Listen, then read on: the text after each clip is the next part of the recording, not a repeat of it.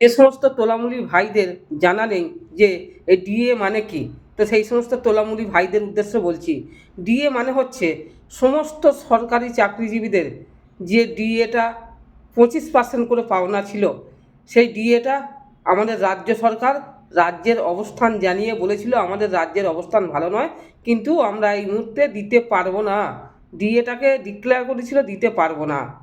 তো সেই দিতে পারবো নাটা বলার জন্য আমাদের প্রাক্তন বিদেশমন্ত্রী প্রয়াত সুষমা স্বরাজের মেয়ে বাঁশুরি স্বরাজ আইনি লড়াইয়ের নেতৃত্ব দেন এবং সেই বিচার এখন চাকরি প্রার্থীদের হয়ে বিচারের রায় বেরিয়েছে, ডিএ দিতে হবে।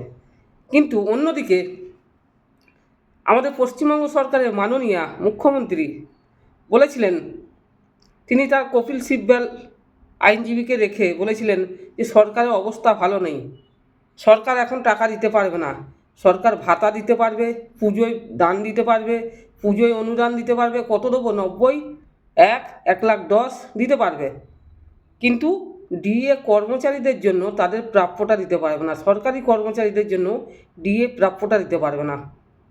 এটা ছিল ওনার রাজ্য সরকারের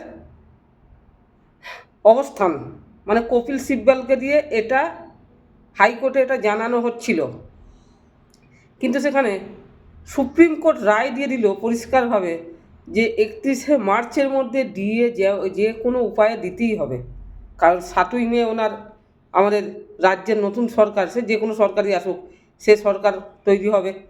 তো 31শে মার্চের মধ্যে কিন্তু এই ডিএ কিন্তু দিয়ে দিতেই হবে যে কোনোভাবে। তো বিজেপির যে বিদেশ মন্ত্রী ছিলেন সুষমা স্বরাজ, ওনার মেয়ে বাঁশুরি স্বরাজ এই ডিএর নেতৃত্বাধীন দিয়েছেন কোর্টে লড়াইয়ের মাধ্যমে। যারা বলে যে বিজেপি কিছু করেনি, তৃণমূল হোক, সিপিএম হোক, বিজেপি হোক, কংগ্রেস হোক, আইএসএফ হোক, যে হোক, সমস্ত সরকারি চাকরিজীবীদের যে ডিএ বকেয়া আদায় করতে পারেনি এতদিন ধরে, সুপ্রিম কোর্টকে রায় দিয়ে দিল পশ্চিমবঙ্গ সরকারের বিরুদ্ধে যে ডিএ 31শে মার্চের মধ্যে দিতেই হবে। আর এই লড়াইয়ে নেতৃত্ব দিয়েছে আমাদের কেন্দ্রীয় সরকারের প্রয়াত বিদেশমন্ত্রী সুষমা স্বরাজ মহাশয়া, ওনার মেয়ে। তাই পশ্চিমবঙ্গবাসী যারা চাকরিজীবী তারা অন্তত এই জিনিসটা জানে, বাংলার মানুষ না জানতে পারে। বাংলার যারা চাকরিপ্রাপ্ত মানুষ আছেন তারা হয়তো জানেন, কিন্তু যারা তোলামূলের চাকরিপ্রাপ্ত মানুষ আছেন তারাও কিন্তু পাবেন এটা। তাই লাফিয়েন না, ধীরে সুস্থে 31শে মার্চের মধ্যেই পেয়ে যাবেন, সুপ্রিম কোর্টের রায় দেওয়া আছে, আপনাদের টাকা আপনারাই পাবেন।